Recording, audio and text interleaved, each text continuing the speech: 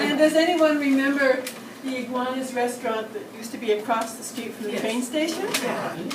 Well, this is a true experience that I had several years ago. It's called a true Iguana moment. My sister Margaret and I decided to enjoy beer-battered fish and chips at Iguana's restaurant across from the train station. The place was half full and the noise level was minimal, which allowed us to enjoy our meal. During dinner, however, someone plunked himself at the table behind me and slammed his chair into mine. He and his pal were loud and obnoxious, obviously drunk. We chose to ignore them. It might have been easy, except that customer insisted on banging his chair against mine. The waitress asked them to extinguish their cigarettes as she pointed to a no smoking sign on the table.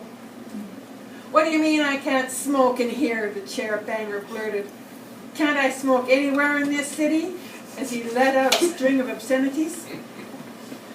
She offered to escort the pair to a sidewalk table.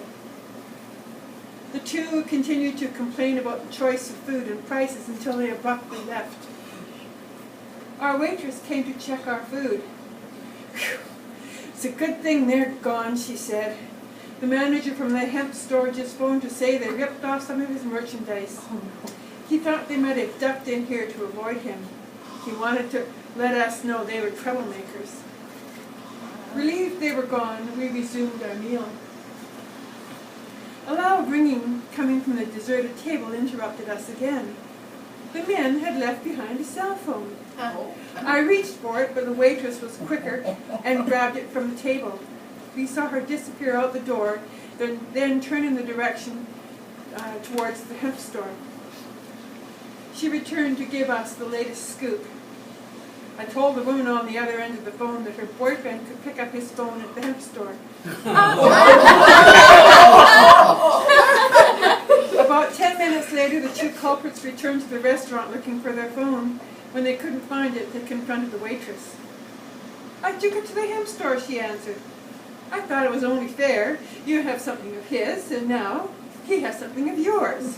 Oh, by the way, the owner called the police." After the two men shouted more obscenities, they stomped out and ran off in the opposite direction from the hemp store. Later, over coffee, we watched two burly RCMP officers amble up to the bar to interview the waitress. One policeman held the culprit's cell phone in his hand. He borrowed a screwdriver to open the phone and then recorded the serial number.